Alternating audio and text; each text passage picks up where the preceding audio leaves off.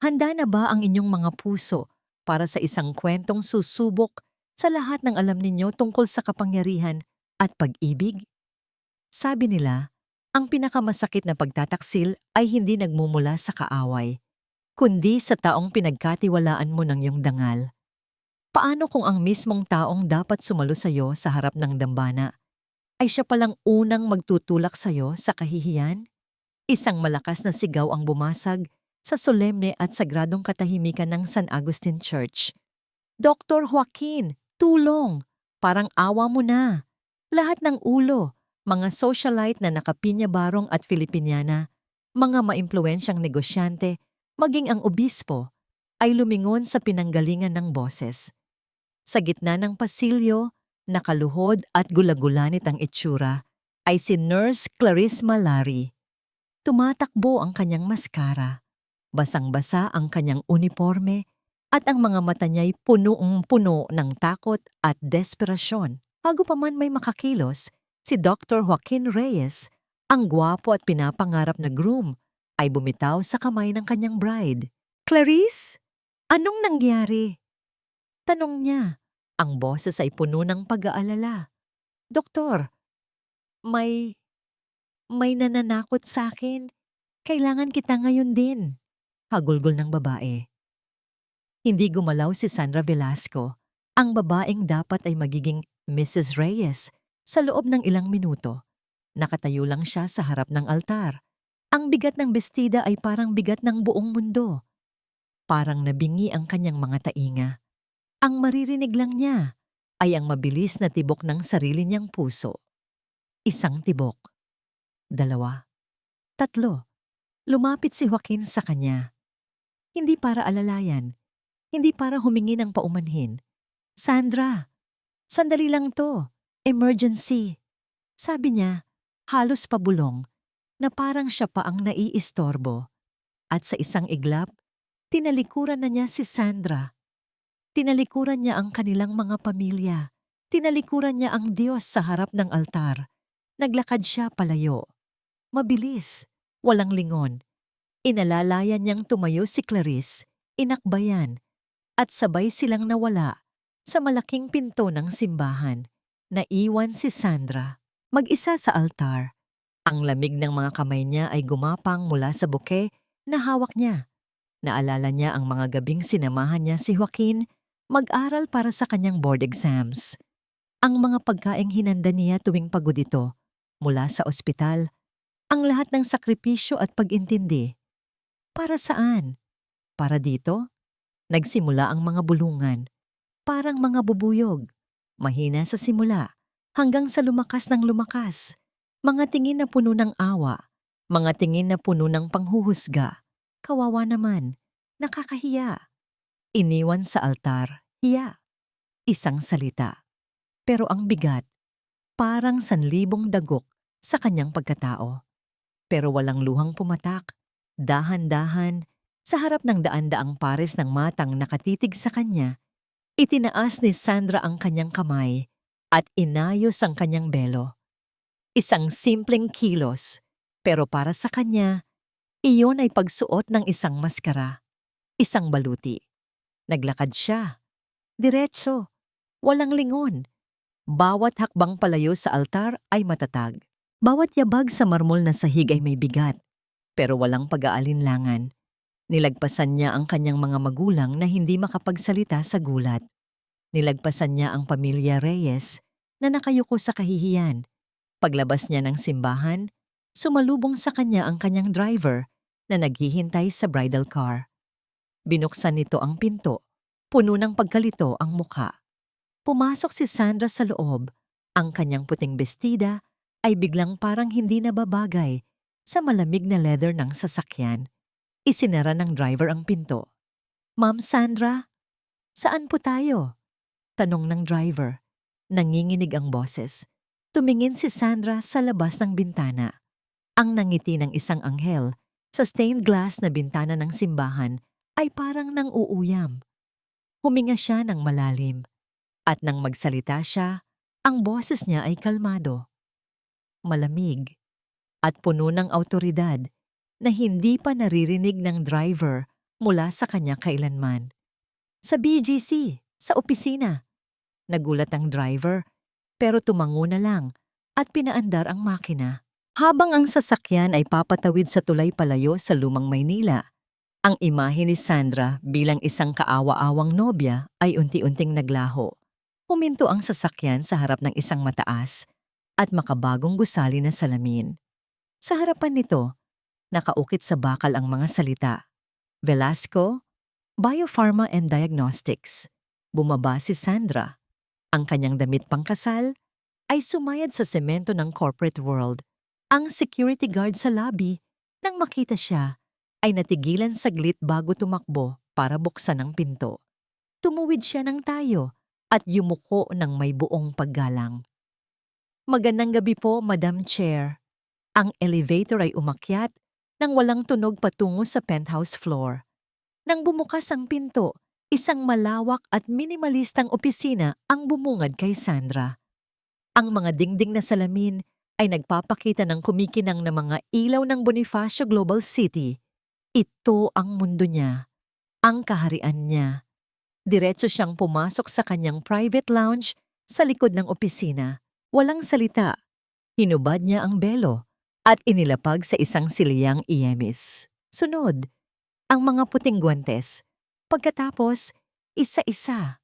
Tinanggal niya ang bawat botones ng kanyang damit pangkasal. Ang damit na dinisenyo sa loob ng 6 na buwan para sa isang pangakong binali sa loob ng 6 na segundo. Ibinagsak niya ang damit sa sahig, isang puting bundok ng sutla at pangarap na nawalan ng saysay. Nagsuot siya ng isang simpleng itim na silk robe at lumabas. Umupo siya sa dulo ng mahabang conference table. Ang malamig na salamin nito ay dumampi sa kanyang balat. Kinuha niya ang kanyang telepono at pinindot ang numero ng kanyang internal line. Mateo, sabi lang niya. My office, now. Wala pang 1 minuto, isang tahimik na pag-click ang narinig mula sa pinto. Pumasok si Mateo, ang kanyang hepe ng seguridad. Isang lalaking nasa 40, matipuno ang katawan at may mga matang laging alerto. Ang kanyang barong ay malinis. Ang kanyang kilos ay propesyonal. Walang emosyon sa kanyang mukha. Tanging respeto lang. Ma'am, sabi niya, nakatayo malapit sa pinto. Hindi tumingin si Sandra. Nakatingin lang siya sa mga ilaw ng syudad. I-surveillance mo si Nurse Clarice Mallory. Utos niya, ang boses ay matatag. I want to know everything. Her finances, her connections, her history, lahat.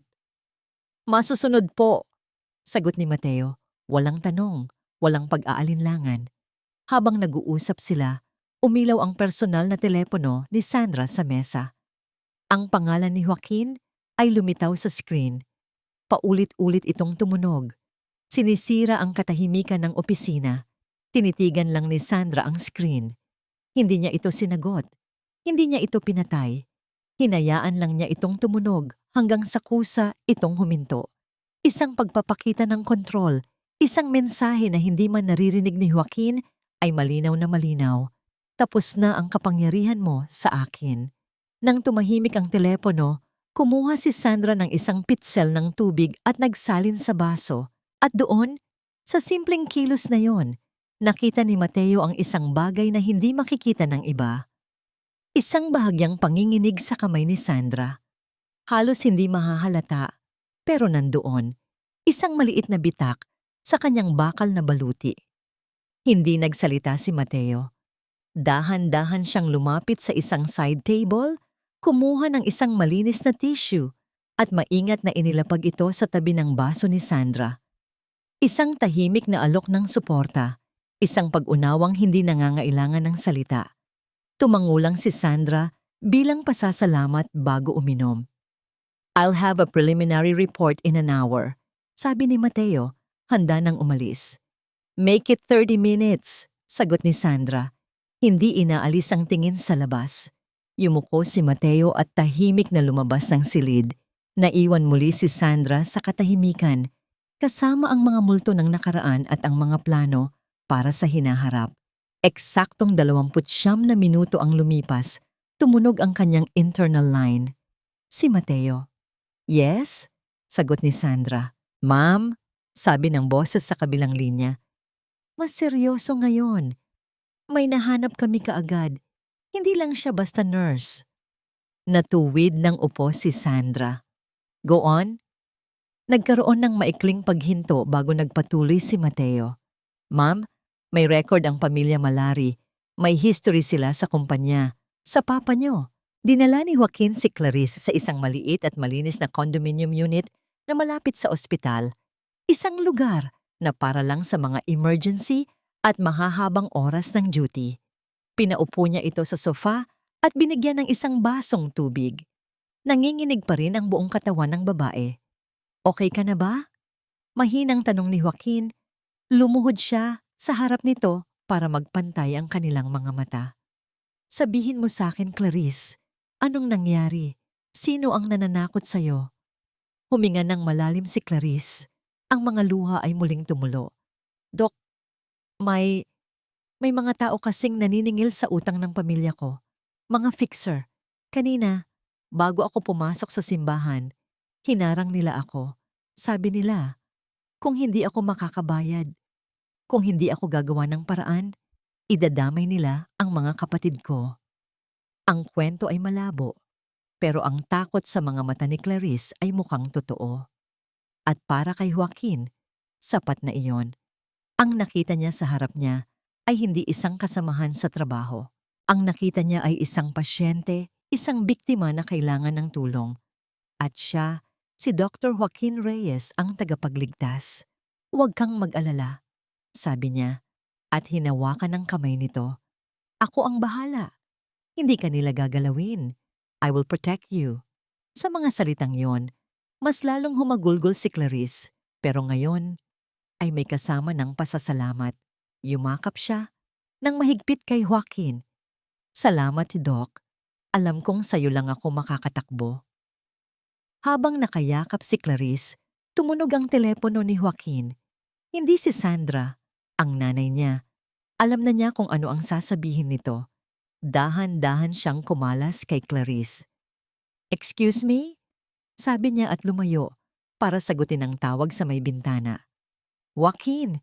Sigaw ng kanyang ina mula sa kabilang linya. Hindi man lang nag-hello. Anong ginawa mo? Pinahiya mo kami. Pinahiya mo ang pamilya Velasco. Alam mo ba kung anong kahihiyan ang idinulot mo sa aming lahat? Ma, emergency. Walang emergency, Joaquin. Kasal mo yon. Isang kasunduan. May utang na loob tayo sa pamilya ni Sandra. Nakalimutan mo na ba? Ang lolo niya ang tumulong sa lolo mo nung nagsisimula pa lang siya. Napapikit si Joaquin. Ang boses ng kanyang ina ay parang martilyong pumupukpok sa kanyang sentido. Hindi ganoon kadali, ma. Anong hindi madali? Ang pakasalan ng isang mabait, matalino at eleganteng babae? Isang babaeng perpekto para sa apelyido natin? Ano pa bang hinahanap mo? Dito na napuno si Joaquin. Ang lahat ng pagtitimpi niya ay biglang nawala. Ang hinahanap ko, ma, isang taong kailangan ako. Hindi ako kailangan ni Sandra. Masyado siyang malakas. Masyado siyang malamig. Kaya niyang tumayo sa sarili niyang mga paa. Si Clarice, kailangan niya ako. Isang sandali ng katahimikan ang sumunod. Pagkatapos ay isang tawa. Isang tawang mapait at puno ng pagkadismaya. Diyos ko, Joaquin, ang kayabangan mo, yan ang sisira sa'yo. At ibinaba ng kanyang ina ang telepono. Nakatayo si Joaquin doon, hawak ang telepono. Ramdam niya ang galit, ang pagkadismaya, ang pakiramdam na walang nakakaintindi sa kanya. Tumingin siya sa kanyang mga kamay, ang mga kamay na nagliligtas ng buhay araw-araw sa operating room. Ang mga kamay na hinahangaan ng lahat. Hindi nila naiintindihan. Sabi niya sa sarili, "These hands save lives. I saved one today." Iyon ang pinaniwalaan niya. Iyon ang kailangan niyang paniwalaan. Bumalik siya sa sofa kung saan naghihintay si Clarice, na ngayon ay mas kalmado na. May ilang mga folder mula sa ospital sa maliit na mesa. Pasensya na, sabi ni Joaquin. Okay lang, Doc. Sagot ni Clarice. Ang mga mata niya ay maamo. Tumingin siya sa mga papeles sa mesa na para bang nag-aalala sa trabaho. Iniisip ko lang yung mga problema sa procurement natin sa ospital. Ang daming palpak na deliveries lately. Umupo si Joaquin sa tabi niya. I know, it's a headache. Napabuntong hininga si Clarice, kinuha ang isang dokumento at tiningnan ito na parang walang gana. Sana, sabi niya, na parang nagsasalita lang sa sarili. Sana kasing galing ng Velasco Biopharma ang supplier natin para walang ganitong palpak. Nakaupo si Sandra sa kanyang mesa. Ang buong report ni Mateo ay nakalatag sa harapan niya. Ang mga salita sa papel ay malamig at factual, pero ang kwentong binubuo nito ay puno ng pait. 15 taon na ang nakalipas. Ang Mallory Holdings, isang maliit pero promising na kumpanya ng medical supplies, ay direktang katunggali ng Velasco Biopharma na noon ay pinamumunuan pa ng ama ni Sandra, si Don Ricardo Velasco. Ayon sa report, ang laban ay naging marumi. Walang iligal na ginawa si Don Ricardo. Lahat ay nasa loob ng batas ng korporasyon, pero naging agresibo siya. Price wars, hostile takeovers ng mga smaller suppliers, paggamit ng impluensya para makuha ang lahat ng malalaking kontrata. It was legal, but it was ruthless. Sa loob ng 1 taon, nalugi ang Mallory Holdings. Pagkalipas ng ilang buwan, inatake sa puso ang ama ni Clarice. Hindi na ito nakarecover. Napatitig si Sandra sa isang lumang litrato sa report.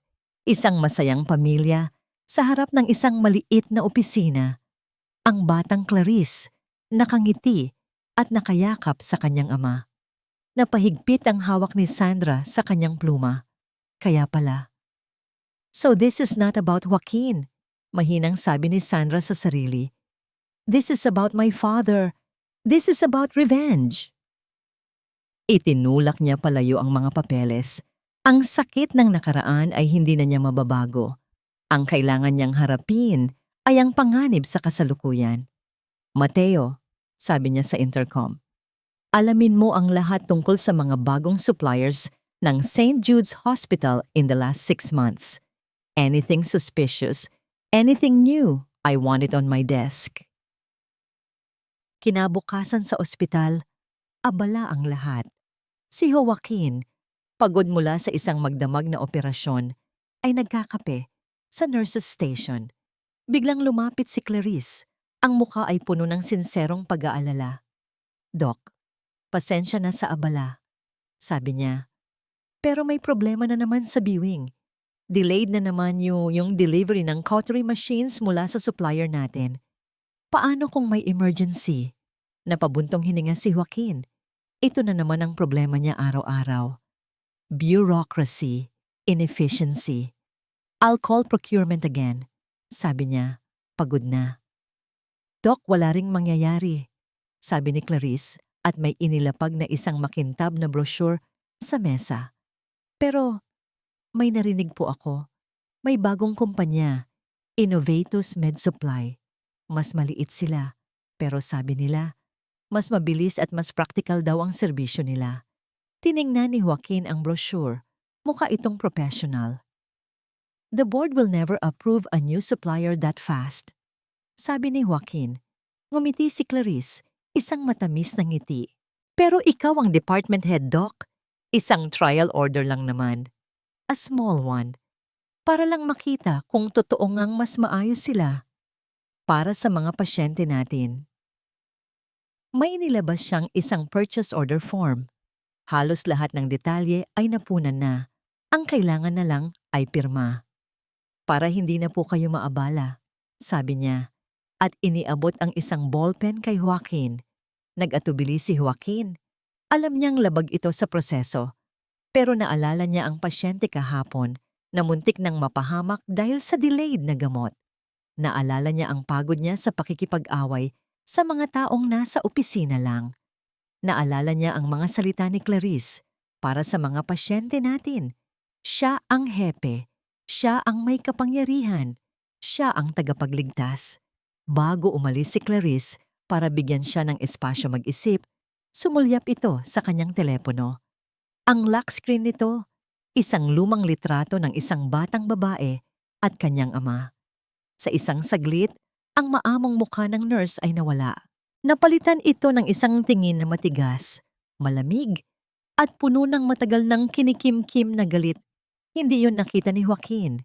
Ang nakita lang niya ay isang problema at isang mabilis na solusyon. Kinuha niya ang ballpen. Sa isang mabilis na galaw, nilagdaan niya ang purchase order. Ang kanyang pirma, isang simbolo ng kanyang awtoridad at kaalaman, ay naging selyo ng isang bitag na hindi pa niya nakikita. Isang tahimik na umaga. Malayo sa gulo ng syudad, dinalaw ni Sandra ang puntod ng kanyang ama sa isang pribadong memorial park. Ang puting marmol ay malinis at makintab, pinaliligiran ng mga puting rosas. Lumuhod siya at hinaplos ang malamig na bato kung saan nakaukit ang pangalan, Don Ricardo Velasco. Hindi siya nagsalita ng matagal. Pinunasan lang niya ang ilang tuyong dahon na nalaglag sa ibabaw nito. Inayos niya ang mga bulaklak. Sa bawat kilos, mayroong paggalang at isang pangakong hindi binibigkas. Hindi ko po hahayaang sirain nila ang lahat ng ipinundar ninyo pa. Bulong niya sa hangin. Ipaglalaban ko hanggang sa huli. Tumayo siya at sa ilalim ng sinag ng araw, ang anino niya ay matatag at mahaba. Samantala, sa St. Jude's Hospital, ang anino ng pagdududa ay nagsisimula ng humaba sa paligid ni Joaquin. Nasa opisina niya siya, pinipilit tapusin ang mga paperwork nang biglang may kumatok.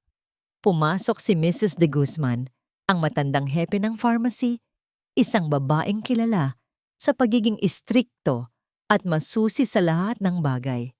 Dr. Reyes, bati niya. Ang tono ay professional pero walang init. Nakita ko ang isang rush purchase order na pinirmahan mo kahapon para sa trial units mula sa isang Innovatus Med Supply. Itinaas ni Joaquin ang kanyang tingin mula sa mga papeles. Yes, Mrs. De Guzman, it's a trial. I made a call. Ang lala na ng delays ng current supplier natin. Tumango si Mrs. De Guzman pero ang mga mata niya ay hindi natutuwa. A call that bypassed 3 levels of procurement protocol, Doctor. Hindi dumadaan sa quality check ng pharmacy ang mga gamit na yan. It's a risk. A calculated risk. Sagot ni Joaquin. Medyo naiinis na sa pakikialam nito. I'm the department head. I am responsible for my patients. Exactly. Sabi ni Mrs. De Guzman, mas may diin ngayon. You are responsible. Sana lang, alam mo kung ano ang pinasok mo. Tinalikuran na siya nito at lumabas ng opisina. Nag-iwan ng isang makahulugang katahimikan. Napabuga ng hangin si Joaquin. Bureaucracy. Yan ang palaging problema. Ilang sandali pa, pumasok naman si Nurse Linda, isa sa mga pinaka-senior na nurse sa ospital na nakasama na niya sa hindi mabilang na operasyon. May dala itong isang mainit na tasa ng kape. Doc, mukhang kulang ka sa tulog, sabi nito sa isang malumanay na boses at inilapag ang kape sa kanyang mesa. Salamat, Linda, sabi ni Joaquin at hinilot ang kanyang sentido. Umupo si Nurse Linda sa silya sa harap ng mesa. Isang bagay na bihira niyang gawin. Tiningnan niya si Joaquin. Ang mga mata niya ay puno ng isang bagay na hindi mabasa ni Joaquin. Isang halo ng pag-aalala at pag-aalinlangan. Doc, simula niya, mas mahina ang boses. Mag-iingat ka kay Clarice. Natigilan si Joaquin. What do you mean? Umiling lang si Nurse Linda. Hindi ko pwedeng sabihin ang mga bagay na naririnig ko lang. Pero, marami ng kwento yan. Bago ka pa man dumating dito sa St. Jude's, mag-ingat ka lang. Tumayo na ito para umalis. Iiwan si Joaquin na naguguluhan at medyo nairita. Pati ba naman si Linda? Bago pa man siya makasagot, isang matinis at biglaang tunog ang pumunit sa abalang paligid. Code Blue, Code Blue. Viewing, Room 204, Code Blue. Automatikong napatayo si Joaquin. Nagtakbuhan ang mga nurse sa labas ng kanyang opisina. Sinundan niya sila. Ang kanyang isip ay nasa emergency mode na. Anong nangyari? Sigaw niya habang tumatakbo sila papunta sa viewing. Sumagot ang isang batang nurse, hingal na hingal. Post-op patient, doc. Room 204. Bigla ang anaphylactic shock. Stable lang siya kanina. Nasa tapat na sila ng kwarto.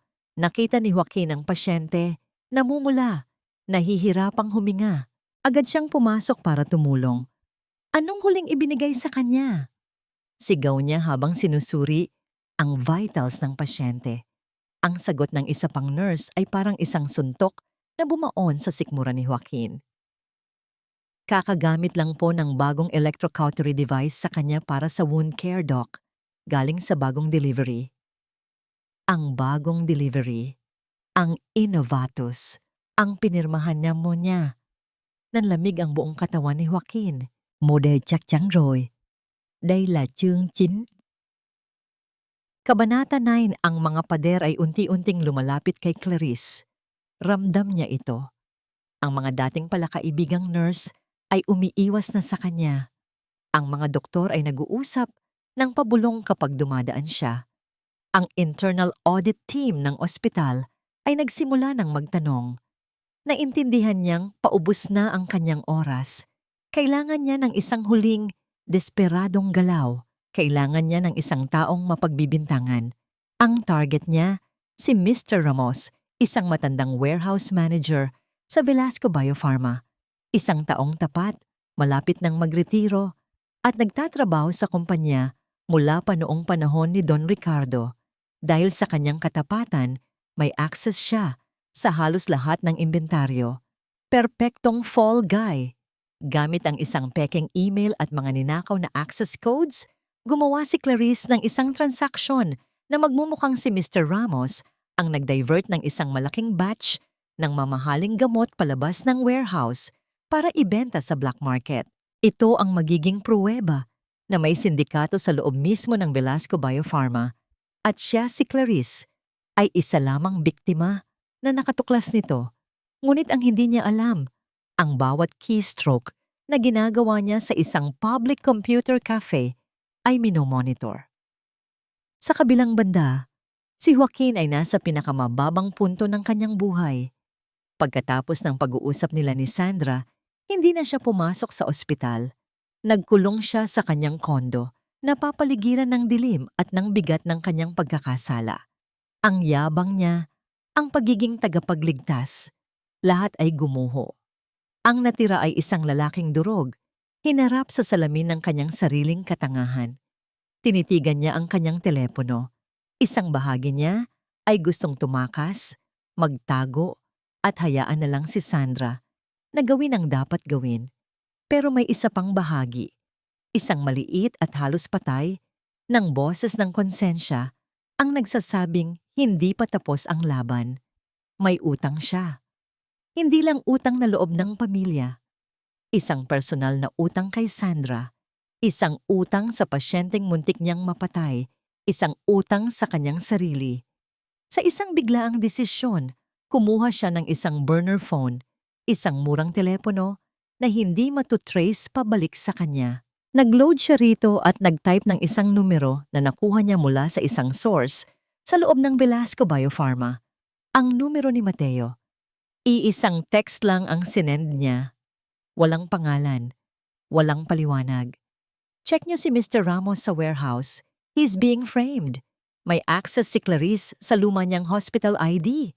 Ginamit niya yon para i-bypass ang system last week. Check niyo ang logs.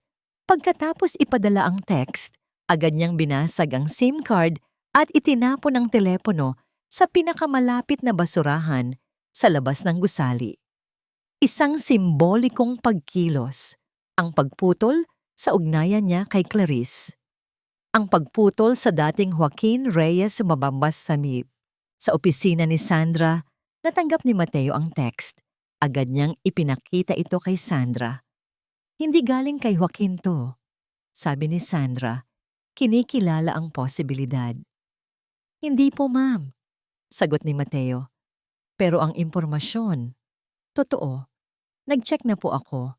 May login attempt gamit ang lumang ID ni Clarice noong nakaraang linggo. Akala namin, system glitch lang, hindi pala. Isang sandali ng katahimikan ang namagitan sa kanilang dalawa. Pareho nilang naintindihan ang ibig sabihin nito. Sa wakas, pinili ni Joaquin na gawin ang tama. Tumayo si Sandra at lumapit sa malaking bintana. Nakatanaw sa syudad. Ang araw ay malapit ng lumubog.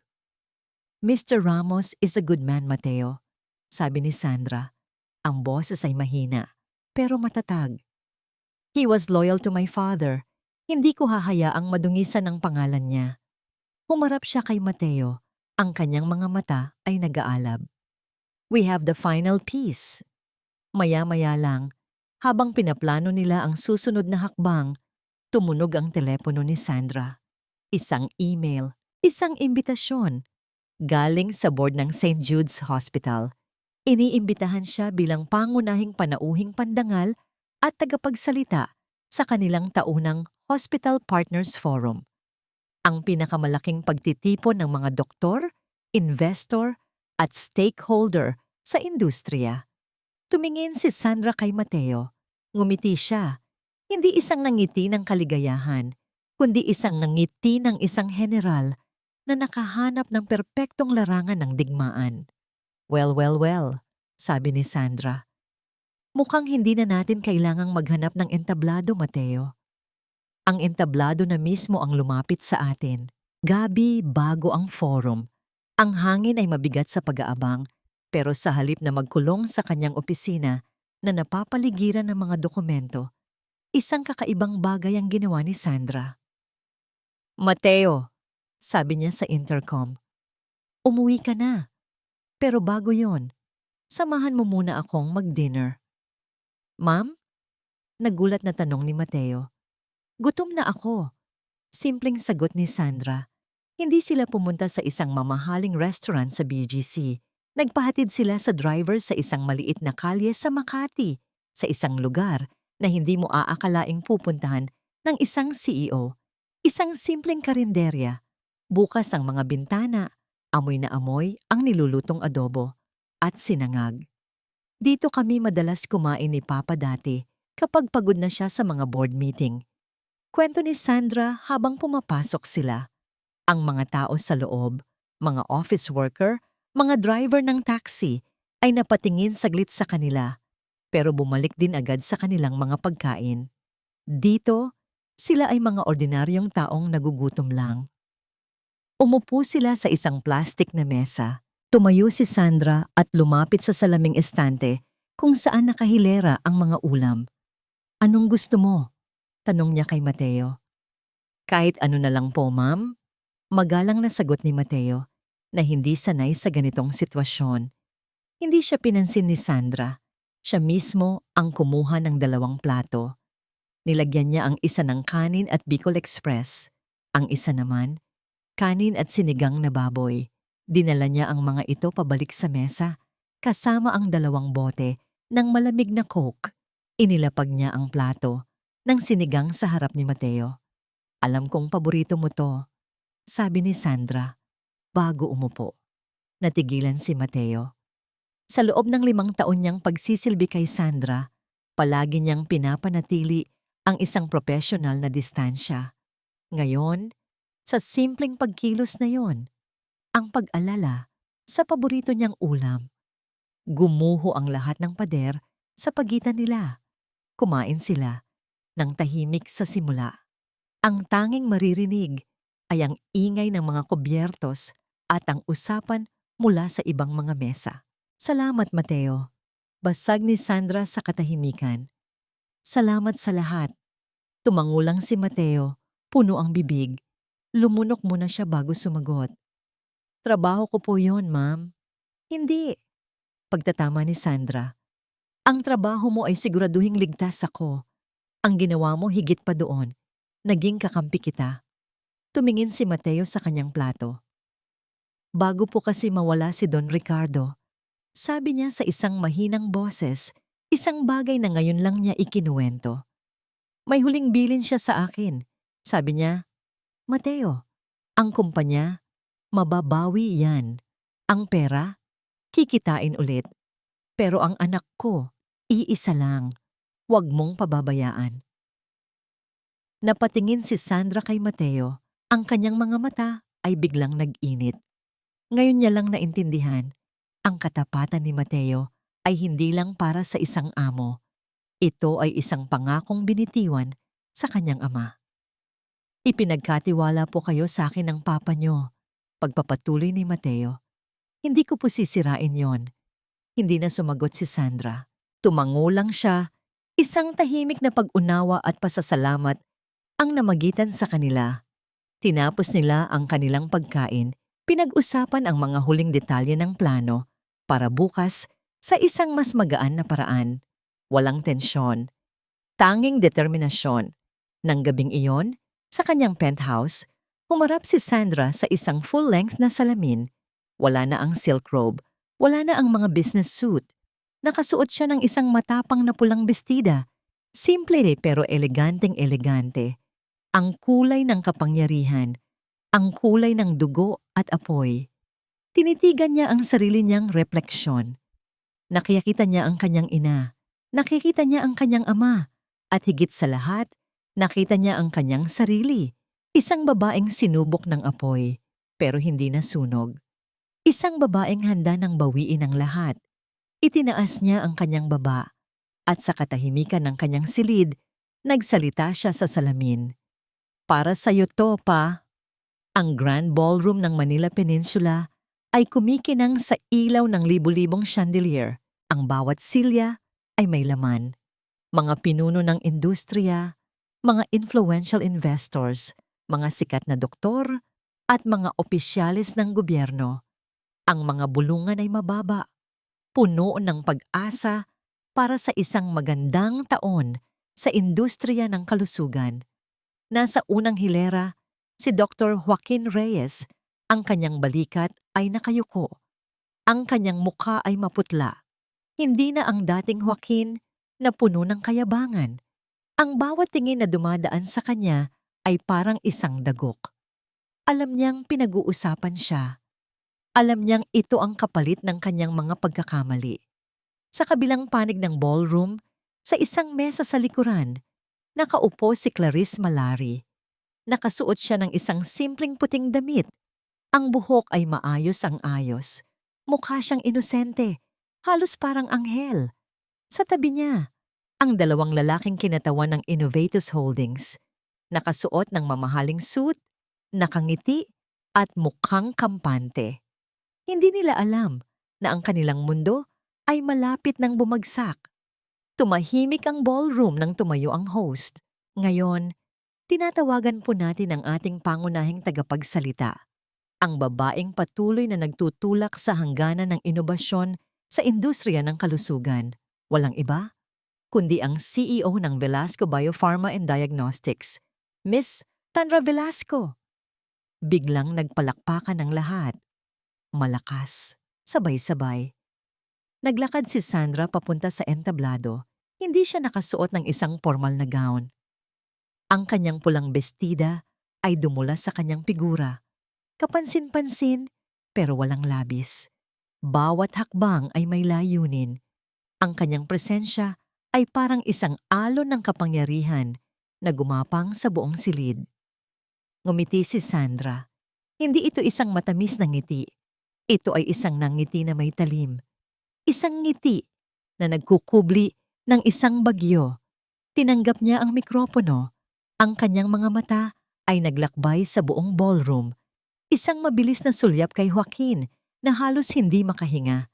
Isang mas matagal na sulyap kay Clarice at sa kanyang mga kasabwat, ang nangiti sa mga labi ni Sandra ay mas lumapad. Magandang gabi po sa inyong lahat. Simula niya. Ang boses ay malinaw at matatag. Isang karangalan po na makasama kayo ngayong gabi upang pag-usapan ang isa sa mga pinakamahalagang pilar ng ating lipunan, ang kalusugan, at lalo na ang integridad ng ating healthcare system. Habang nagsasalita siya, may inilabas si Mateo mula sa gilid ng entablado, isang malaking screen. Sa screen, lumabas ang logo ng Velasco Biopharma and Diagnostics. Nagpatuloy si Sandra. Ang kanyang mga salita ay dumadaloy ng maayos, profesional. Ngunit sa bawat pangungusap, may isang nakatagong mensahe. Ang ating mga pasyente, sabi niya, ipinagkakatiwala sa atin ang kanilang buhay, ang kanilang kinabukasan, at bilang mga doktor, bilang mga provider, bilang mga supplier, mayroon tayong moral na obligasyon na panindigan ang tiwalang iyon. Hindi lang sa pamamagitan ng galing sa operasyon, kundi sa pamamagitan ng kalinisan ng proseso, ng transparency, ng katotohanan. Nilingon niya ang screen sa likuran niya. Nagbago ang imahe. Ngayon, dalawang magkatulad na dokumento ang lumabas. Magkatulad sa unang tingin, ngunit may maliliit na pagkakaiba na kapag pinagsama-sama ay bumubuo ng isang nakakagulat na kwento. As you can see, sabi ni Sandra, ang kanyang boses ay mas may diin ngayon. May mga pagkakataong ang pinakamalaking sakit ng isang ospital ay wala sa pasyente, nasa sistema. Tumingin siya ng diretso sa mesa ni na Clarice. Ang kanyang nanggiti ay nawala. Napalitan ng isang tingin na matalim at walang awa. And today, sabi ni Sandra, ang kanyang huling mga salita ay umalingaw-ngaw sa katahimikan ng ballroom. We will perform a surgery. Ang katahimikan sa ballroom ay mas matindi pa kaysa sa isang operating room. Ang bawat tingin ay nakatutok kay Sandra. Bawat hininga ay pinipigilan. Ang dalawang dokumentong ito, patuloy ni Sandra, itinuro ang screen sa likuran niya, ay parehong purchase orders para sa high-grade medical devices. Ang isa ay galing sa legitimate supplier. Ang isa ay galing sa Innovatus Med Supply. Nagbago ang imahe sa screen. Sunod-sunod na lumabas ang mga ebidensya. Ang pekeng business permit ng Innovatus. Ang P.O. Box address lamang nito. Mga screenshot ng email exchanges sa pagitan ni Clarice Malari at ng isang offshore account na konektado sa Innovatus Holdings na nagpapakita ng detalyadong plano para sirain ang Velasco Biopharma at makapasok sa St. Jude's. Ang financial transactions, mga malalaking halagang nailipat sa account ni Clarice. Mga testimonya mula sa mga tauhan sa warehouse ng Velasco Biopharma na sinuhulan para gumawa ng aksidente. At sa huli, ang materials analysis report mula sa pribadong lab. Nagpapatunay na ang mga kagamitan ng Innovatus ay gawa sa substandard materials, delikado sa mga pasyente. Ang mga bulungan ay nagsimulang maging ugong. Ang mga ngiti sa mukha ng mga kasabwat ni Clarice ay unti-unting nawala. Napalitan ng takot, tumingin si Sandra kay Clarice. Ang ngiti ni Clarice ay nawala. Ang mukha niya ay putlang-putla, ang kanyang mga mata ay nanlalaki sa gulat at galit. Ito po, sabi ni Sandra. Ang kanyang boses ay naging parang yelo. Ang dahilan kung bakit muntik nang mamatay ang isang pasyente sa St. Jude's Hospital. Ito ang dahilan kung bakit niloloko ang ating sistema. Hindi para sa inobasyon, kundi para sa kasakiman at personal na paghihiganti. Biglang tumayo si Clarice. Lies! Sigaw niya, ang kanyang boses ay halos mabaliw. Kasalanan ninyo yan, Sandra Velasco. Ang pamilya mo ang sumira sa amin. Mga sinungaling kayo. Ikaw ang masama. Pero bago pa man siya makagawa ng mas matinding eksena, lumabas si Mateo at ang dalawang security personnel. Mabilis nilang inalalayan si Clarice palabas, kahit patuloy itong sumisigaw. Ang kanyang pagiging biktima ay tuluyan ng nabura, napalitan ng isang mapait na imahe ng isang taong nabaliw sa galit at kasinungalingan. Nagbalik ang katahimikan. Tumingin si Sandra sa buong ballroom. Hayaan po nating ang batas ang magdesisyon sa kanya at sa kanyang mga kasabwat. Sabi niya, ang kanyang tinig ay may awtoridad. Ang mahalaga ay malaman natin ang katotohanan at protektahan ang ating mga pasyente. Nagsimula ang malakas na palakpakan. Ngayon, ang palakpakan ay puno ng paggalang at pasasalamat. Ngunit bago pa man matapos ang palakpakan, may isa pang kaganapan. Dahan-dahang tumayo si Joaquin Reyes mula sa kanyang silya sa unang hilera. Ang lahat ay napalingon sa kanya. Diretso siyang naglakad, papunta sa entablado. Ang kanyang itsura ay pagod at durog. Pero mayroong bagong determinasyon sa kanyang mga mata. Kinagulat ng lahat ang kanyang ginawa. Nilagpasan niya si Sandra. Kinuha niya ang mikropono mula sa host at hinarap niya ang audience. "Magandang gabi po. Ako po si Dr. Joaquin Reyes." Simula niya, ang boses ay nanginginig pero matatag. Ang department head ng cardiothoracic surgery sa St. Jude's Hospital. Nagkaroon ng bulungan, nagtaka ang lahat. Ang mga ebidensyang ipinakita ni Miss Velasco ay totoo. Patuloy ni Joaquin. At bilang department head, ako po ang may pananagutan. Pinirmahan ko ang mga purchase orders. Nagtiwala ako sa maling tao. At dahil sa aking pagiging pabaya, muntik nang mapahamak ang isang pasyente. Ang katahimikan ay bumalik. Pero ngayon, ito ay katahimikan ng pagkabigla. Walang excuse sa ginawa ko, sabi ni Joaquin. At ngayon, tumingin siya kay Sandra na nakatayo sa isang tabi, tahimik na nakikinig. "Lalo na sa'yo, Sandra. Pinahiya kita. Dinurog ko ang tiwala mo at hinayaan kong masira ang isang bagay na mahalaga sa'yo at sa industriyang ito." Hindi siya humingi ng awa. Hindi siya nagdahilan. Ang lahat ng kayabangan niya ay tuluyan ng nawala. Ang natira ay isang lalaking nagsisisi. "Effective immediately," sabi ni Joaquin, at ang mga huling salita niya ay umalingaw-ngaw sa buong ballroom. "I am resigning from my position as head of cardiothoracic surgery." Tumingin siyang muli kay Sandra. Ang kanyang mga mata ay puno ng pighati, ngunit merong pahiwatig ng kalayaan. And to Miss Velasco, "Sandra, I am truly sorry."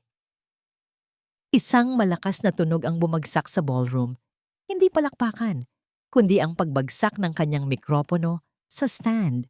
Isang matagal at nakakabinging katahimikan ang sumunod. Ang balita ay kumalat ng mas mabilis pa sa apoy sa tuyong damo.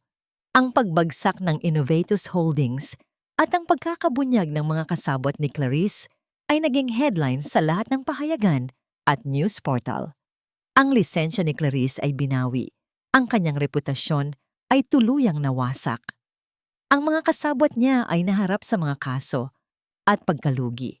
Ang hustisya, sa wakas, ay naitatag. Sa penthouse office ni Sandra, ang mga ilaw ng siyudad ay kumikinang pa rin. Pero ngayon, mayroong kakaibang kapayapaan sa silid. Wala nang tensyon, wala nang pag-aabang. Nakatayo si Sandra sa bintana. Hawak ang isang mainit na tasa ng tsa. Naramdaman niya ang isang bahagyang ginhawa. Isang kapayapaang matagal na niyang hinahanap. Hindi niya ipinagdiwang ang kanyang tagumpay. Wala siyang naramdamang kagalakan sa pagbagsak ng iba. Ang tanging naramdaman niya ay ang pagbawi ng kung ano ang kinuha mula sa kanya. Ang kanyang dignidad, ang pangalan ng kanyang ama, at ang integridad ng kanyang kumpanya. Kinuha niya ang kanyang telepono. Tiningnan niya ang contact list. Naroon pa rin ang pangalan ni Joaquin. Hindi niya ito tinanggal. Hindi dahil sa anumang romantikong dahilan, kundi dahil sa isang kakaibang paggalang sa lalaking minsang nagdulot ng kanyang kahihiyan, pero ngayon ay nagpakumbaba sa harap ng publiko. Dahan-dahan, sa isang kilos na puno ng pagpapalaya, pinindot niya ang delete button. Hindi para burahin siya sa kanyang memorya, kundi para isara ang isang kabanata. Samantala, sa isang lumang bahay sa isang tahimik na subdivision, si Joaquin ay nakaupo sa harap ng kanyang mga magulang. Ang kanyang ama ay tahimik, pero ang kanyang ina ay umiiyak, puno ng galit at pagkadismaya. "Anong ginawa mo, Joaquin?" Sigaw ng kanyang ina. Ang posisyon mo, ang reputasyon mo, lahat ng pinaghirapan namin. Kailangan kong gawin to. Sagot ni Joaquin. Ang kanyang boses ay kalmado na ngayon. Wala na ang dating kayabangan. Dahil sa akin, muntik nang mapahamak ang isang tao. At dahil sa akin, napahiya ang pangalan ng ospital. Kailangan kong panindigan ang aking mga pagkakamali. Nasaan na ang kayabangan mo? Tanong ng kanyang ina, puno ng hinanakit. Ang Dr. Reyes na hindi nagkakamali. Tumingin si Joaquin sa kanyang ina. Nawala na po siya, ma. Siguro, mas mabuti na rin yon. Sa unang pagkakataon, umupo ang kanyang ama sa tabi niya at hinawakan ang kanyang balikat. Joaquin, sabi ng kanyang ama, alam kong mahirap to. Pero siguro ito ang kailangan mo. Lumipas ang ilang linggo. Ang pangalan ni Joaquin ay unti-unting lumabas sa mga headline. Pero ngayon, hindi na siya ang doktor na nagkamali sa kasal.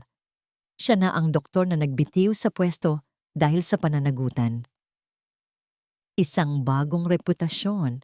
Mas mahirap itayo, pero mas matibay ang pundasyon. Nag-apply siya sa mga ospital, pero ang kanyang dating reputasyon ay humabol sa kanya. Walang gustong kumuha sa kanya sa Manila. Ang mga tawag ay hindi na dumarating. Ang dating sikat na cardiothoracic surgeon, ngayon ay walang trabaho. Hindi siya sumuko. Isang araw, nakatanggap siya ng isang tawag. Hindi mula sa isang mamahaling ospital sa syudad, kundi mula sa isang maliit na probinsya sa Visayas. Isang community hospital na kailangan ng mga may karanasan na doktor. Ang sahod ay maliit. Ang pasilidad ay luma. Pero may pangako ng serbisyo, ng tunay na pagtulong. Dito, sa katahimikan ng kanyang paghahanap ng bagong simula, isang bagay ang nagbago sa kanya. Ang pagnanais na maging bayani ay napalitan ng pagnanais na maging tao. Isang tao na may kapaki-pakinabang na puso at kamay. Nagsimula siyang magsulat, hindi ng medical journals, kundi ng mga liham. Sa isang tahimik na hapon, habang nag-aayos ng mga dokumento sa kanyang mesa, nakita ni Sandra ang isang maliit, walang pangalan na sobre sa gitna ng mga opisyal na sulat. Isang sulat na sinulatan ng kamay. Ang handwriting ay pamilyar. Ang puso ni Sandra ay bahagyang kumirot. Isang sulat mula kay Joaquin. Hinawakan ni Sandra ang sobre. Ang papel ay bahagyang kumikinang sa ilaw. Walang return address, pero sigurado siya kung kanino galing. Dahan-dahan, binuksan niya ang sobre. Kinuha niya ang nakatiklop na papel sa loob. Hindi ito mahabang liham. Hindi ito puno ng mga paghingi ng tawad o pangako ng pagmamahal. Ito ay isang simpleng liham, isinulat ng may pag-iingat. Bawat salita ay may bigat. Sandra, alam kong hindi sapat ang anumang sasabihin ko para burahin ang sakit na idinulot ko sa'yo. Wala akong karapatang humingi ng anumang bagay mula sa'yo, lalo na ang iyong kapatawaran. Pero kailangan kong magsulat. Kailangan kong sabihin na nakikita ko na ngayon ang lahat ng pagkakamali ko, ang kayabangan ko, ang pagiging bulag ko sa katotohanan, ang pagpapabaya ko sa aking tungkulin bilang isang doktor, at ang pagtalikod ko sa iyo sa harap ng lahat. Hindi ko sinisisi si Clarice. Sarili ko lang ang sisihin ko. Binigyan ko siya ng pagkakataon, ginawa ko ang desisyon, at ako ang dapat managot. Nagbitiw na ako sa St. Jude's. Walang ospital dito sa Maynila ang gustong kumuha sa akin. Pero hindi ko iiwan ang medisina. Pupunta ako sa isang community hospital sa Bohol. Maliit lang, malayo. Pero doon, sana matutunan ko ulit kung paano maging isang doktor na walang kayabangan. Isang taong handang magsilbi, hindi dahil sa papuri, kundi dahil sa tunay na pangangailangan. Hindi ako nagsusulat para hilingin na bumalik ka. Hindi ako nagsusulat para hilingin na patawarin mo ako. Nagsusulat ako para sabihin na, naiintindihan ko na. Naiintindihan ko kung gaano ako kasama. Naiintindihan ko kung gaano kakalakas. Sana, balang araw, matagpuan mo ang kapayapaan na nararapat sa'yo. At sana, matagpuan ko rin ang akin sa pamamagitan ng tunay na serbisyo. Maraming salamat sa lahat ng naituro mo sa akin, kahit sa pinakamabigat na paraan. Joaquin, binasa ni Sandra ang liham ng 2 beses. Ang unang beses ay walang emosyon. Ang pangalawang beses, pinayagan niya ang kanyang sarili na maramdaman ang bigat ng bawat salita. Ang mga salita ni Joaquin ay hindi na ang dating Joaquin. Wala na ang pagmamataas. Wala na ang pagiging biktima. Tanging pagsisisi at isang pahiwatig ng pagbabago. Tinitigan niya ang pirma sa ibaba ng liham. Isang pirma na ngayon ay hindi na sumasalamin sa kanyang kayabangan, kundi sa kanyang pagpapakumbaba. Hindi niya kinuha ang telepono para tumawag. Hindi siya kumuha ng papel para magsulat ng sagot. Dahan-dahan, itinabi ni Sandra ang liham sa isang drawer sa kanyang mesa. Hindi niya ito itinapon. Hindi niya rin ito itinaas sa altar. Lumapit siya sa bintana, tinitigan ang nagliliwanag na syudad, ang kanyang sariling kaharian na muli niyang pinrotektahan. Ang kanyang katahimikan ay hindi na katahimikan ng pagkabingi o ng pasakit. Ito ay katahimikan ng kapayapaan. Sa loob ng mahabang panahon, ang kanyang mukha ay walang emosyon. Pero ngayon, isang maliit na ngiti ang dahan-dahang lumitaw sa kanyang labi. Isang ngam ngiti na hindi para sa iba. Isang ngiti na para sa kanyang sarili. Nakahinga siya ng malalim. Ang hangin ng gabi ay sariwa. Ang hinaharap ay hindi na puno ng galit o pagnanais na maghiganti. Ito ay puno ng mga posibilidad.